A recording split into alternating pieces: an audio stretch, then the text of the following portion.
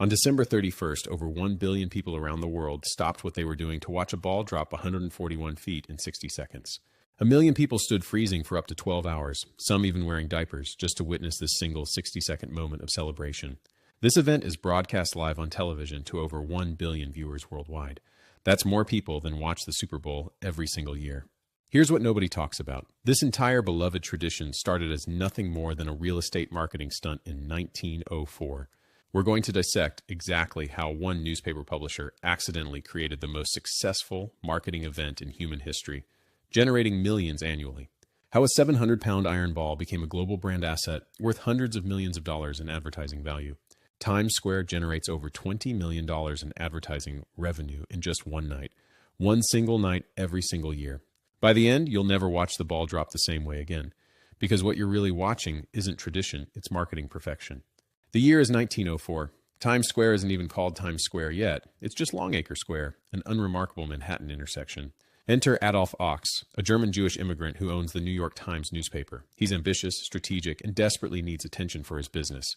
Ochs just built a massive 25-story headquarters building at the intersection of Broadway, 7th Avenue, and 42nd Street in Manhattan. The building cost a fortune to construct, but there's one major problem. Despite all that investment, nobody really cares about it yet. So what does this ambitious immigrant entrepreneur do? He throws the most audacious marketing stunt New York City has ever witnessed. First tactic, he convinces the city government to rename the entire district after his newspaper. Longacre Square officially becomes Times Square.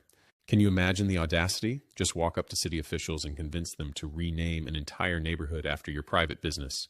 On April 8, 1904, the rename becomes official. The district surrounding the New York Times building is now called Times Square.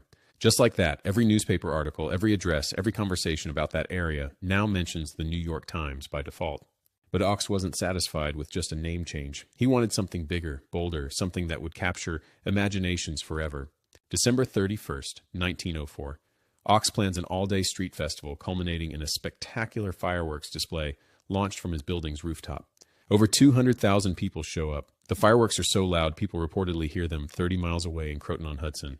The New York Times wrote, "From base to dome, the giant structure was alight, a torch to usher in the newborn year." Translation, look at my building, look at my brand, look at the New York Times. You're welcome, New York City. It worked brilliantly. Overnight, Times Square instantly replaced Trinity Church as the place to ring in New Year's Eve in New York City. Ochs weaponized a holiday to permanently cement his building and his newspaper brand into the cultural consciousness of America itself. But then in 1907, New York City banned fireworks in Manhattan for safety reasons. Ochs's spectacular show was suddenly illegal. Most business owners would have simply given up at this point. Their marketing stunt was over, but not Adolph Ochs.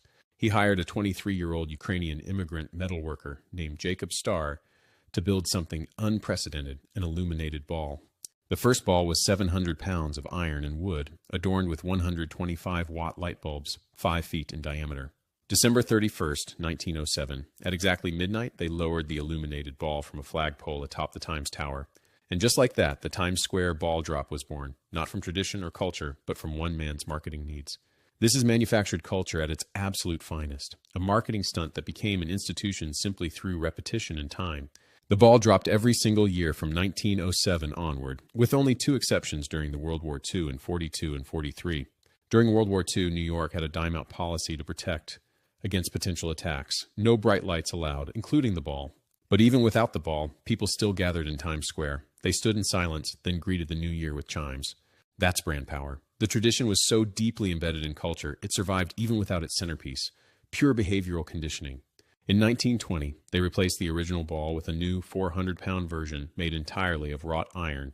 In 1955, they switched to lightweight aluminum. The new ball weighed just 150 pounds. From 1981 to 88, the ball was literally transformed into an apple with a green stem for the I Love New York campaign. An apple. For 7 years, they turned New Year's Eve into a giant advertisement for New York tourism. Marketing inception.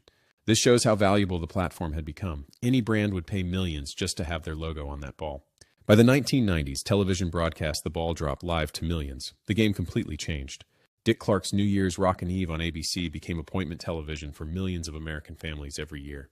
Today, 30 million Americans watch at midnight on television. Add international broadcasts, and you get over 1 billion global viewers. That's more viewers than the Super Bowl, more than the Olympics opening ceremony, and it happens every single year, guaranteed. Now let me ask you, if you had a guaranteed 1 billion eyeballs on one location at one time every year, what would you do?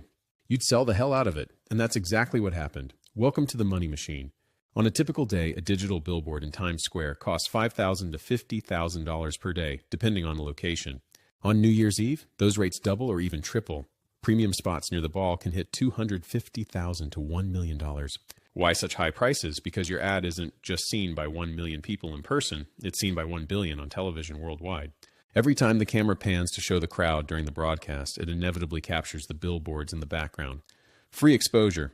Combined Times Square billboards generate an estimated $20 million in advertising revenue on New Year's Eve alone. One single night.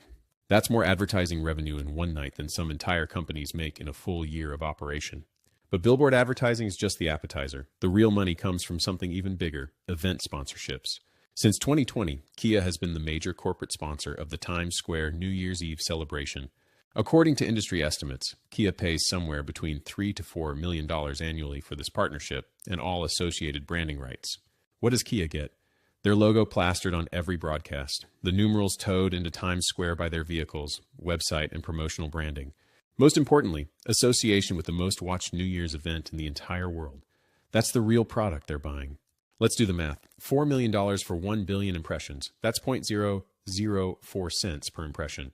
Compare that to Super Bowl ads, 7 million for 30 seconds, reaching 120 million people. That's 0.058 per impression.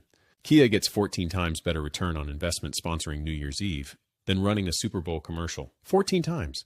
And unlike the Super Bowl, this event is absolutely guaranteed to happen every single year with the exact same massive audience size. This isn't marketing. This is a money printing machine that runs on autopilot one night per year, every year, forever. Now let's talk about the star of the entire show, the actual Times Square ball itself. In 2025, they unveiled a brand new ball called the Constellation Ball. It's the 9th version in ball drop history.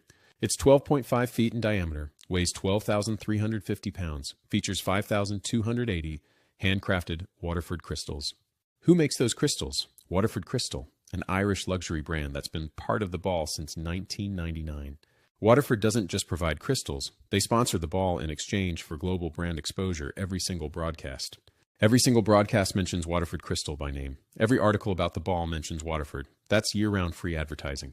The ball sits on top of one Times Square, 365 days per year, visible to everyone. A permanent advertisement? Every year, Waterford replaces some crystals and gives the old ones away to the public for free.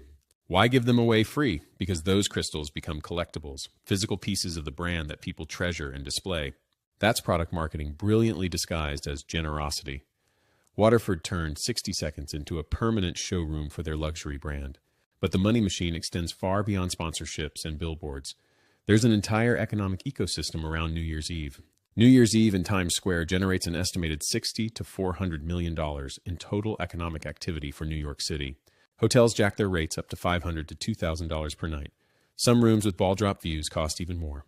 Restaurants charge $300 to $1,000 per person for New Year's Eve dinner packages with fixed menus and champagne. Street vendors sell everything from hats to glow sticks, making their entire year's income in just a few concentrated hours.